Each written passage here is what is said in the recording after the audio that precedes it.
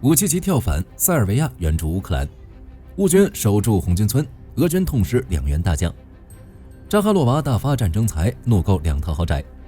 国库告急，俄罗斯冻结福利基金，仅剩500亿美元。又要打进莫斯科，爱沙尼亚海岸发现瓦格纳旗帜。恐吓马杜罗，美军翻新废旧军事基地，隔海相望委内瑞拉。精彩资讯马上开始。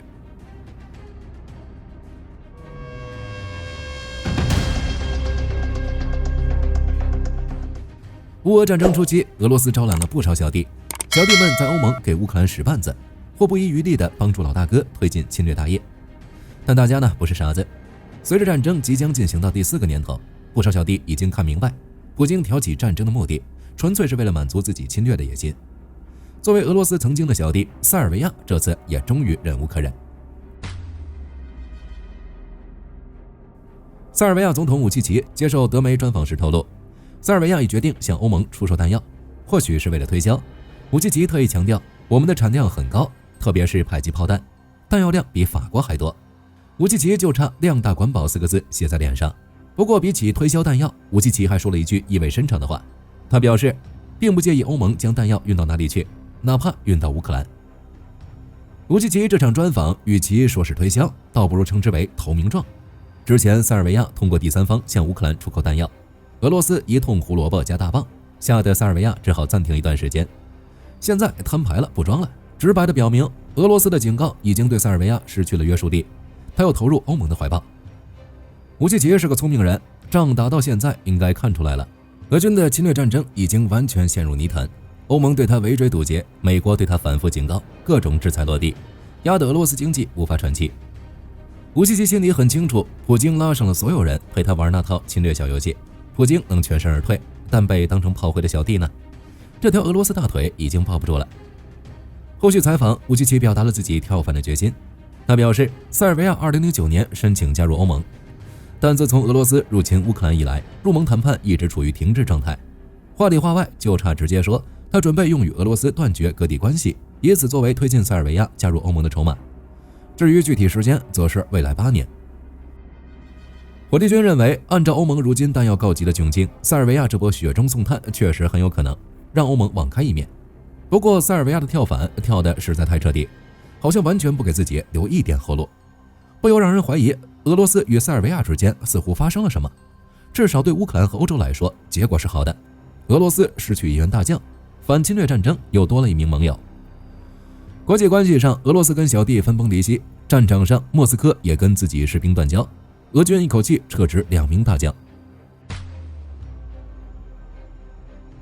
乌克兰武装部队总司令希尔斯基将军突然发布一条让人振奋的通报：波克罗夫斯克守住了，米尔诺格勒也守住了，我们没有被包围被封锁。除了希尔斯基将军，泽连斯基也在当夜向全国人民宣布，乌军在波克罗夫斯克取得了重大突破。短短几天，波克罗夫斯克到底发生了什么？根据相关媒体报道，从最早乌克兰援军驰援开始，乌军特种小组乘坐2架黑鹰来到波克罗夫斯克西北郊的工业区灰色地带。在这里，第1架黑鹰降落，10多名特种兵快速下机，跑向300米外的加油站，组建火力掩护点。紧接着，第2架黑鹰落地，特种小组按照事先计划，迅速剿灭渗透到该区的俄军。在布达诺夫的命令下，作战人员继续往前推进，成功打通了乌军在波城的补给线。流出的视频显示，黑鹰小组的战术目标基本实现，相关地区的乌军阵地、火力点也被确认稳定。这就意味着，一旦发现俄军机械车辆，成千上万的乌军无人机就能立马对其摧毁。不过，局部的胜利依旧无法让整体局势称得上放松。当时偷摸进城的俄军最远已经渗透到市中心，随时与围攻波克罗夫斯克的俄军里应外合。考虑到这一点，乌军援兵立马往城中推进，与俄军展开激烈巷战，最终歼灭敌人。此外，隶属乌军第18特种中心的特种部队还通过巷战，成功将战线推进到南郊废墟群，多名渗透俄军被消灭，顺手还抓获几名俄特工。经过这几波战斗，乌军已建立完整的城市防御阵线，守城乌军6个旅战术位置已部署完毕。第25空降旅顶在东南最前方，其余旅分别在西面、东翼以及波城入口处做战略机动。这种布置几乎堵死俄军想要继续渗透的打算，哪怕未来俄军再度投入大量兵力妄图抢攻，也要付出莫斯科绝对无法接受的代价。至此，终于可以宣布乌军成功守住了波克罗夫斯克。守城成功也就意味着俄军的渗透作战迎来重大失败。气炸的莫斯科显然无法接受这个结局。总参谋长格拉西莫夫第一时间就找到了2个背锅侠，他们分别是俄第51集团军司令谢尔盖·米尔恰科夫中将和第132旅旅长谢尔盖·纳姆申少将。这对卧龙凤雏主要负责俄军东北方向的罗金斯克耶，结果直接被乌军海军陆战队和斯卡拉突击团联合击溃，而且溃得一泻千里，一碰就碎，几乎是将东部和南部阵地拱手送给乌克兰。格拉西莫夫估计又气又笑，气的是在这2位爷的指挥下，俄军那不堪一击的战斗力；笑的是他们送得很及时，正愁有个大锅没人背。乌军成功守住波克罗夫斯克，对前线还在卖命推进的俄军来说是个坏透的消息，但对后方莫斯科高层，例如扎哈洛娃，却是个天大好消息，因为这意味着他又能大捞一笔油水。据俄罗斯独立调查媒体报道，俄罗斯外交部发言人扎哈洛娃的钱包不干净，他的个人资产比官方公布的多得多。具体来说，光2024年，光扎哈洛娃账面收入高达13.66万美元，几乎是他在外交部薪水的2倍，而俄罗斯人平均年收入仅仅只有1.7万美元。调查媒体透露，这些灰色收入主要来自国家媒体的特殊奖金和歌曲版权版税。而事情到这儿，其实也好歹能理解，作为外交部发言人，薪水高一点，灰色收入高一点又怎么了？但问题在于，他还有一套价值120万美元的豪宅，另外还在莫斯科市中心购买了一套151平方米的豪华公寓，价值1400万美元。幽默的是，这些价值不菲的房产却以俄罗斯联邦的名义注册，也就是用俄罗斯政府的钱买房子，然后给自己享受。除了扎哈洛娃本人，她的丈夫也赚疯了，其丈夫是一家地球地理与钻探公司高级主管。独立媒体认为，随着俄乌战争持续推进，扎哈洛娃的地位水涨船高，权力也日益扩大。凭借外交部发言人的身份，扎哈洛娃为丈夫拿到了大量政府订单。战争打得越凶，丈夫的订单就越多，扎哈洛娃家族也赚得越多。火力军只能说，好家伙，这波肥水不流外人田的操作，相当于直接把俄罗斯国库当成自家提款机。不过这里还是要为扎哈洛娃说句公道话，他之所以能拥有如此多的隐形财富，是因为2014年外交部长拉夫罗夫签署了一份特殊命令，让其不用遵守大部分高级外交官必须遵守的财产披露规定。扎哈洛娃只不过站在了巨人的肩膀上，毕竟在俄罗斯这块土地，又有哪个公务人员能忍住战争财带来的诱惑呢？或许是公务人员敛财敛得太凶，俄罗斯的安全缓冲储备金竟然在这时宣布冻结。据乌克兰国家通讯社报道，俄罗斯国家福利基金已因资金不足等原因正式宣布关闭。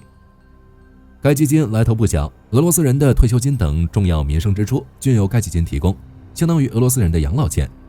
然而，俄乌战争爆发以来，克里姆林宫本着每个俄罗斯人都应该为国家做奉献的原则，动用该基金超2/3的流动资产投入侵略战争中。2022年前，基金储备高达1135亿美元，到了现在只剩下可怜兮兮的500亿美元。数据表明，到今年，俄罗斯退休赤字将超过93亿美元，平均退休金仅为平均薪资的24%，创17年来最低水准。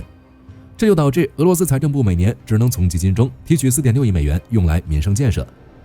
当然，按俄罗斯公务员的习惯，4.6亿美元估计也很难平分给俄罗斯居民了。至于俄罗斯政府的解决办法，依旧是3件套：提高税收、设立新罚款以及削减社会福利。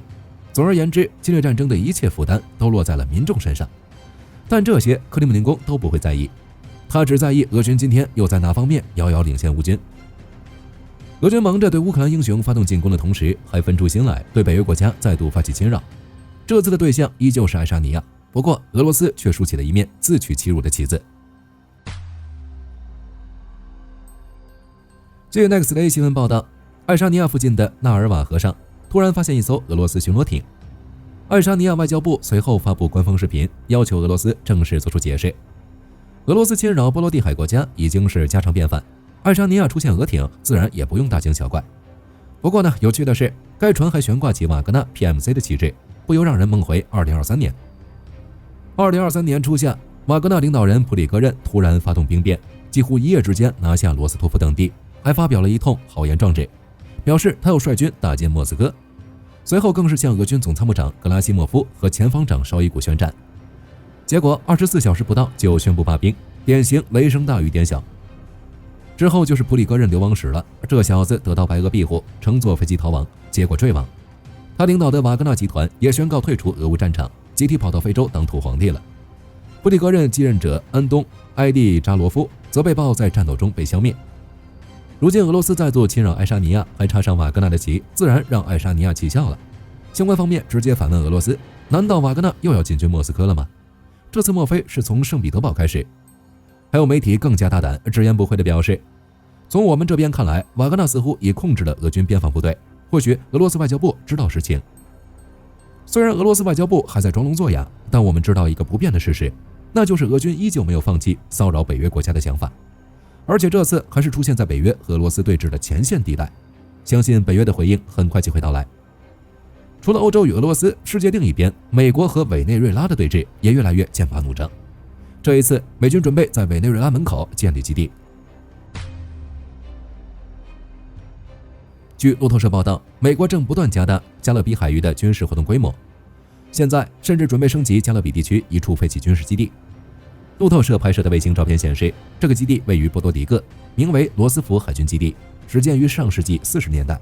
算是上古时代的建筑。曾作为美国最大的海军基地之一，2004年关闭，今年9月17日开始翻新工作。美军之所以重新启用这个老家伙，最大原因恐怕在于它独特的地理位置。基地与委内瑞拉隔海相望，美军这时几乎是在恐吓马杜罗了。至于具体翻新工作照片来看，美军正在清理和翻新该基地的跑道，还安装了便携式空中交通支持设备和其他移动安全设备。显而易见，这是在为委内瑞拉派送战机做准备。不过美军似乎不太喜欢把鸡蛋都放在同一个篮子里。路透社透露，波多黎各的拉斐尔·埃尔南德斯机场也发生了变化。美军在这座机场部署了管制塔台，这玩意儿通常用于协调激增的飞机起降。除了塔台，卫星照片甚至发现了美军死神无人机的身影。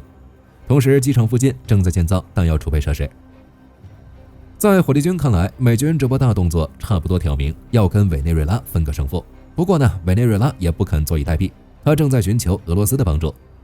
据华盛顿邮报透露，委内瑞拉已向俄方提出请求，希望其提供防御雷达、飞机维护服务和导弹，同样是为了针对美军的飞机。随着美委的对峙越来越尖锐，谁也不知道下一波行动又将什么时候到来。各位又是否认为这场纠纷将演变成怎样的局面？俄乌战场上演现实版血战钢锯岭，乌克兰英雄坚守阵地165天。根据乌克兰总统签署的法令，国土防卫部队2位士兵阿利克谢延科和沙季耶夫被授予乌克兰最高军事荣誉军事功勋十字勋章。之所以给予他们这枚奖章，只因他们在残酷的战场上表演了一波现实版血战钢锯岭。该电影改编自真实事迹，讲述一名二战军医拒绝携带武器上战场，却赤手空拳救下75位战友的传奇。2位乌克兰英雄并非军医，但他们做的事丝毫不亚于这位二战军医。两人在防御战之前就已崭露头角，他们多次参加前线战斗，消灭敌人，甚至经常冒着枪火跑回战线，协助伤员撤离。最惊险的一次莫过于俄军无人机突然现身，引导炮火攻击乌克兰阵地，2位战士临危不乱，冒着被集火的危险靠近无人机，成功将其击落，成功解救阵地上战友的生命。今年5月份，他们受命前往奥里西夫地区的一个阵地坚守，这一守就是整整165天。期间，指挥部多次尝试派出新战士与他们进行轮换，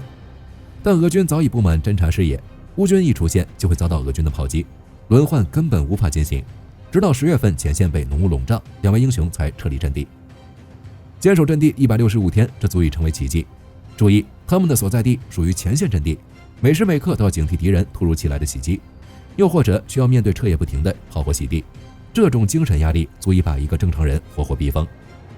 但他们心中却只想着自己国家领土正遭受敌人侵犯，背后是自己的亲人和朋友，他们绝对不能后退。于是创造了一个死守不退165天的奇迹。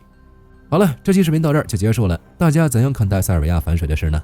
你又认为俄罗斯巡逻艇开进爱沙尼亚领海到底是何意味？可以在视频下方留言，大家一起讨论。喜欢的话不要忘记点个关注。我是火力军，下期见。好的，各位观众朋友们，我们频道一直在聊真实的军事资讯和武器装备，后台也经常有朋友问，有没有值得推荐的入门级模型？今天就和大家分享一款近期接触到的产品。首先，它的外形还原度做得相当不错，比例准确，武器上的一些关键细节和标识也都有体现，材质也说得过去，拿在手上有不错的分量感。其次，它具备一定的可动性，对于理解基础操作原理有一定帮助，让它不仅是个静态摆件。综合它的做工和可玩性来看，价格确实比较亲民。对于想入门模型收藏，或者单纯想在桌上贴一个摆件的朋友来说，是一个性价比很高的选择。商品链接已经给你们上了，感兴趣的朋友可以自行了解。